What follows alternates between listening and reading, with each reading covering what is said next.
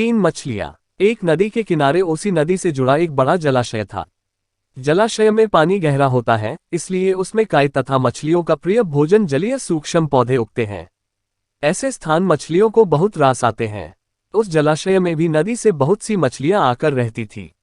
अंडे देने के लिए तो सभी मछलियां उस जलाशय में आती थी। वह जलाशय लंबी घास व झाड़ियों द्वारा घिरा होने के कारण आसानी से नजर नहीं आता था। उसी में 3 मछलियों का झुंड रहता था। उनके स्वभाव भिन्न थे। अन्ना संकट आने के लक्षण मिलते ही संकट टालने का उपाय करने में विश्वास रखती थी। प्रत्यु कहती थी कि संकट आने पर ही उससे बचने का यत्न करो। यदि का सोचना था कि संकट को टालने या उससे बचने की बात बेकार है, करने कराने से कुछ नहीं होता, जो किस्मत में लिखा है वह होकर रहेगा। एक दिन शाम को मछुआरे नदी में मछलियां पकड़कर घर जा रहे थे। बहुत कम मछलियां उनके जालों में फंसी थी, अतः उनके चेहरे उदास थे। तभी उन्हें झाड़ियों के ऊपर मछलीखोर पक्षियों का झुंड जाता दिखाई दिया। सबकी चोंच में मछलियां दबी थी। वे चौंके। एक ने अनुमान लगाया, दोस्तों, लगता है झाड़ियों के पीछे नदी से जुड़ा जलाशय है, जहां इतनी सारी मछलियां पल रही हैं। मछुआरे पुलकित होकर झाड़ियों में से होकर जलाशय के तट पर आ निकले और ललचाई नजर से मछलियों को देखने लगे। एक मछुआरा बोला, आहा, इस जलाशय में तो मछलियां भरी पड़ी हैं।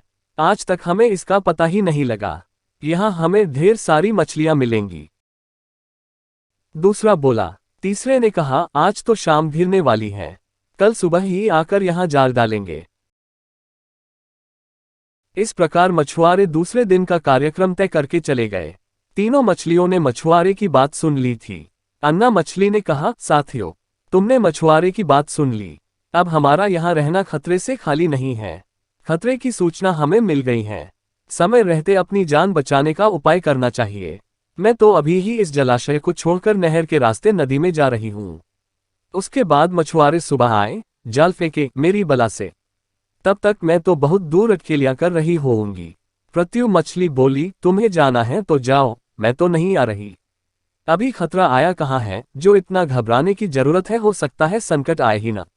उन मछुआरों का यहाँ आने का कार्यक्रम रद्द हो सकता है रात को उनके जाल चूहे कुतर जाएं, हो सकता है उनकी बस्ती में आग लग जाए, भूचाल आकर उनके गांव को नष्ट कर सकता है, या रात को मूसलाधार वर्षा आ सकती है और बाद में उनका गांव बह सकता है। इसलिए उनका आना निश्चित नहीं है। जब वह आएंगे तब की तब सोचेंगे। हो सकता है मैं उनके जाल में ही न फंसूं। यदि ने अपनी भाग्यवादी बात कही, भागने से कुछ नहीं होने का। मछुआरों को आना है तो वह आएंगे, हमें जाल में फंसना है तो हम फंसेंगे। किस्मत में मरना ही लिखा है तो क्या किया जा सकता है। इस प्रकार अन्ना तो उसी समय वहां से चली गई। प्रत्यु और यदि जलाशय में ही रही। भोर हुई तो मछुआरे अपने जाल को लेकर आए और लगे जलाशय में जाल फेंकने और मछलियां पकड़ने। प्रत्यु ने संकट को आए देखा तो लगी जान बचाने के उपाय सोचने। उसका दिमाग तेजी से काम करने लगा। आसपास छिपने के लिए कोई खोखली जगह भी नहीं थी। तभी उसे याद आया कि उस जलाशय में काफी दिनों से एक मरे हुए ऊदबिलाव की लाश तैरती रही है। वह उसके बचाव के काम आ सकती है। जल्दी ही उसे वह लाश मिल गई। लाश सड़ने लगी थी। प्रत्यु लाश के पेट में घुस गई और सड़ांध के साथ बाहर आई। कुछ ही देर में मछुआरे के जाल में प्रत्यु फंस गई। मछुआरे ने अपना जाल खींचा और मछलियों को किनारे पर जाल से उलट दिया। बाकी मछलियां तो तड़पने लगी, परंतु प्रत्यु दम साध कर मरी हुई मछली की तरह पड़ी रही। मछुआरे को सड़ांध का भापका लगा तो मछलियों को देखने लगा। उसने निश्चल पड़ी प्रत्यु को उठाया और सूंघा, आख, ये तो कई दिनों की मरी मछली है, सड़ चुकी है। ऐसे बड़बड़ाकर बुरा सा मुंह बनाकर उस मछुआरे ने प्रत्यु को जलाशय में फेंक दिया। प्रत्यु अपनी बुद्धि का प्रयोग कर संकट से बच निकलने में सफल हो गई थी। पानी में गिरते ही उसने गोता लगाया और सुरक्षित गहराई में पहुंचकर जान की खैर मनाई।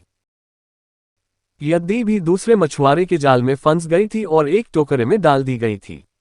भाग्य के भरोसे बैठी रहने वाली यदि ने उसी टोकरी में अन्य मछलियों की तरह तड़प तड़प कर प्राण त्याग दिए। सीख, भाग्य भी उन्हीं का साथ देता है जो कर्म में विश्वास रखते हैं और कर्म को प्रधान मानते हैं। भाग्य के भरोसे हाथ पर हाथ रखकर बैठे रहने वाले का विनाश निश्चित है।